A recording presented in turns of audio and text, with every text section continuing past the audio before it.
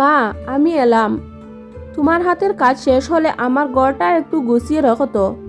ঘরটা একটু অগোছালো হয়ে গেছে। ঠিক আছে বাবা, তুই সাবধানে যাস। আমি তোর ঘর গুছিয়ে রাখবো। এরপর মিতা দেবী দ্রুত সংসারের কাজ ছেড়ে ছেলের ঘরে ঢুকলেন। কি করে রেখেছ দেখো, জামা কাপড় বই খাতা এদিক ওদিক ছড়িয়ে রেখেছ। ছেলেটাকে নিয়ে আর পারি না। তারপর মিতা দেবী ছেলের ঘরটাকে সুন্দর করে গুছিয়ে রাখলো। ঘড়িতে তখন 2টো বাজে, অনেক বেলা হয়ে গেছে। কাজ করতে করতে বুঝতে পারিনি খুব খিদে পেয়েছে, খেয়ে নেই। একটু পরে আবার ছেলে মেয়েগুলো বাড়ি ফিরে আসবে। তারপর সন্ধ্যার সময় মিতা দেবীর ছেলে মেয়ে বাড়ি ফিরল। মিতা দেবী এবার ছেলে মেয়েদের জিজ্ঞেস করলো, তোরা আজ এত রাতে কি খাবি বল? আজ বেশ ঠান্ডা ঠান্ডা লাগছে, তুমি লুচি আর আলুর দম করো। লুচি আলুর দম খাবি তোরা? আসলে আজ বাবুর ঘরটা পরিষ্কার করতে একটু বেশি খাটনি হয়ে গেছে। আজ না খেলে হয় না রে। মা প্লিজ বানাও না। আচ্ছা ঠিক আছে, আমি বানাচ্ছি, কিন্তু আমার ফোনটা একটু দেখে দিবি। তোর দিদাকে আজ 2 দিন ধরে ফোন করতে পারছি না। মানুষটা অসুস্থ ছিল, কেমন আছে জানবো বলে ফোনটা দেখি। কি যেন হয়ে গেছে, ফোন করতেই পারছি না। আমার ফোনটা একটু দেখে দে তো।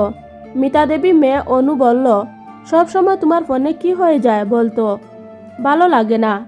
দেখে দে না অনু একটু। তোর দিদাকে একটা ফোন করি, পরে দেখে দেব। তুমি এখন রান্না করবে, যাও তো। ফোনটা রেখে গেলাম, দেখে দিস কিন্তু। হ্যাঁ দেখে দেব। অনু এবার মায়ের ফোনটা না নিয়ে সুজা নিজের রুমে চলে গেল। রান্না বান্না শেষ করে এসে মিতা দেবী দেখলেন ফোন ঠিক করে দেয়নি। যেখানে রেখে গিয়েছিলাম ফোনটা ওইখানেই পড়ে আছে। মিতা দেবী এবার নিজের ছেলে আকাশকে বলল, বাবু আমার ফোনটা একটু দেখে দে না। 2 দিন ধরে তোর দিদাকে ফোন করতে পারছি না, কি যে হয়েছে বুঝতেও পারি না। একটু ঠিক করে দে না। এখন হবে না মা, পরে করব আমি। এখন একটা ভালো মুভি দেখছি, দে না বাবা একটু ঠিক করে। তুমি বিরক্ত করো না তোমা, পরে ঠিক করে দেব। না হলে তুমি অনুকে বলো। অনুকে বলেছিলাম, ও ঠিক করে দেয়নি। উফ মা, তুমি যাও না এখান থেকে, বললাম তো পরে ঠিক করে দেব। বাচ্চাদের মতো জ্ঞান জ্ঞান করো না তো। মিতা দেবী এবার মন খারাপ করে নিজের কাজে চলে গেলেন। আর মনে মনে ভাবতে লাগলেন, আমি এদের জন্য কত কিছু করি, প্রয়োজনে নিজের জীবনও দিয়ে দিতে পারি, আর ওদের কাছে আমার জন্য 2 মিনিট সময় নেই। পরের দিন সকালে অনু বলল, মা আমার জলের বোতলটা ভরে দাও না তো। আমি পারবো না অনু, জলের বোতলটা তুমি নিজে ভরে নাও। আমার দেরি হয়ে গেছে মা, একটু ভরে দাও না। আমি না বললাম তো, এবার থেকে তোমরা নিজেদের কাজগুলো নিজেরাই করবে।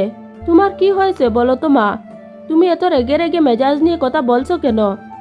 তুমি তো এভাবে আমাদের সঙ্গে কোনোদিন কথা বলো না।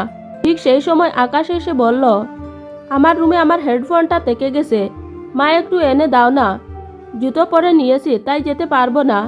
তুমি জুতো খুলে নিজের রুমে গিয়ে হেডফোনটা নিয়ে এসো, আমি তোমাকে দিতে পারবো না। কি হয়েছে বলো তো আজ তোমার? এভাবে কেন কথা বলছো? মালতী দেবী এবার বললেন, কি হলো? এবার তোদের খারাপ লাগছে তো? গতকাল থেকে আমি তোদের 2জনকে কত করে বললাম আমার ফোনটা একটু ঠিক করে দে তো। তোদের হাতে আমার জন্য 2 মিনিট সময় নেই যে আমার ফোনটা ঠিক করে দিবি, অথচ তোদের জন্য সারাদিন কাজ করে যাই।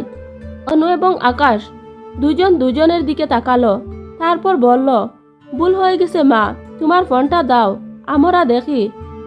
দিচ্ছি, না দেখে দিতে হবে না।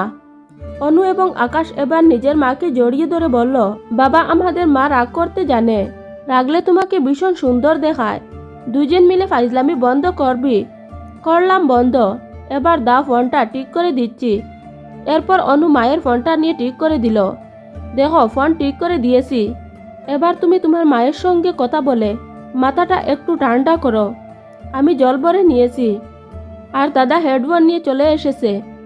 আমরা আসলাম, তুমি সাবধানে থেকো। দুগ্গা দুগ্গা। আসলে কি জানেন, মা আমাদের অনেক ছোট ছোট বিষয়ে খুব ভালোভাবে নজর দেন, মুখ বুজে আমাদের জন্য করেন, কিন্তু অনেক সময় মায়েদের জন্য আমাদের কাছে সময় থাকে না। আর আমাদের মা বাবারা হয়তো সেই লাস্ট জেনারেশন যারা এখনও ফোনে কিছু সমস্যা হলে ছেলে মেয়েদের কাছে নিয়ে আসবে, কারণ তার পরের জেনারেশন সবাই ফোনে সব কিছু বিশদভাবে জানে।